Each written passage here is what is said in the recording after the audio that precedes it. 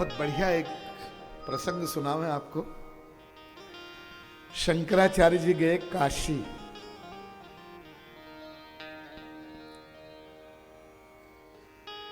तो वहां तो मणिकर्णिका घाट, वहां बैठे थे। तो भगवान शंकर ने एक अद्भुत रूप बनाया। एक चांडाल का बड़ा अपवित्र शरीर, विभत्स रूप शरीर का, और हाथ में मनुष्य की खोपड़ी,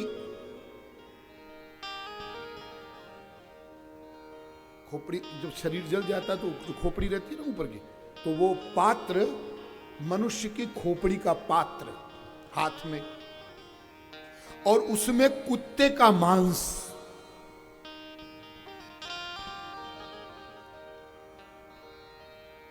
लेकिन इसके साथ साथ गंगा जल का घड़ा लिया हुआ, और वो इस अपवित्र शूद्र के स्वरूप में, और वो गंगा जल छिड़कता हुआ और आगे जा रहा है।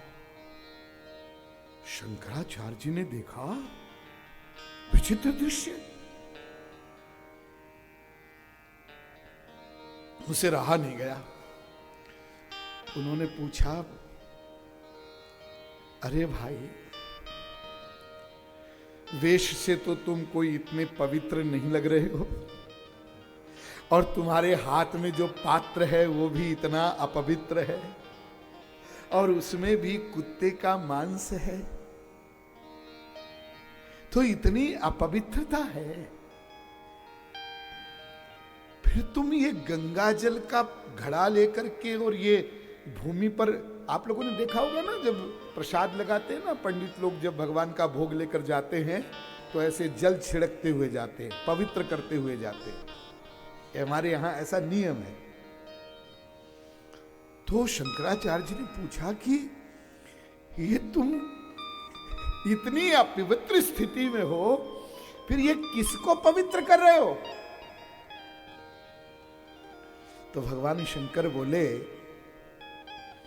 कि मैं ये गंगा जल छिड़कते हुए जा रहा हूं कि इस मार्ग से कोई कृतघ्नि तो नहीं गया। यानी इतनी जो अपवित्रता है, कुत्ते का मांस, शूद्र का स्वरूप, और मनुष्य की खोपड़ी में रखा हुआ वो कुत्ते का मांस, फिर भी वो कहते हैं कि यदि इस मार्ग से कोई कृतघ्नि गया हो तो मैं जरा जल छिड़क के शुद्ध कर लूं, नहीं उसके मार्ग में, उसके प्रभाव से तो ये और अशुद्ध हो जाएगा। कौन गया हो? कृतघ्नि। शंकराचार्य जी ने सोचा, ये तो कोई सामान्य मनुष्य नहीं है, इस प्रकार की बात कहने वाला। हाथ जोड़कर चरणों में गिरे, भगवान आपका जो वेश है, आपका जो स्वरूप है, वो आप नहीं है। कृपा करके बताइए आप कौन हैं?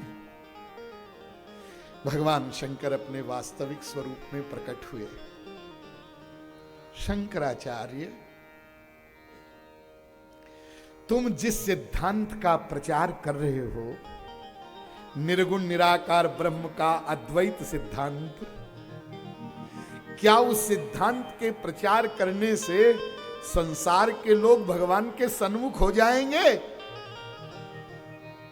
ये संसार के मनुष्य जो 99% भगवान से बहिर्मुख है और कृतघ्नि बने हुए हैं, क्या तुम्हारे प्रचार से ये भगवान के सन्मुख हो जाएंगे?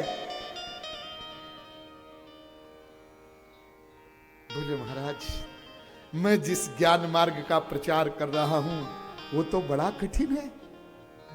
कहत कठिन समुझत कठिन, साधन कठिन विवेक, तो बड़ा कठिन है।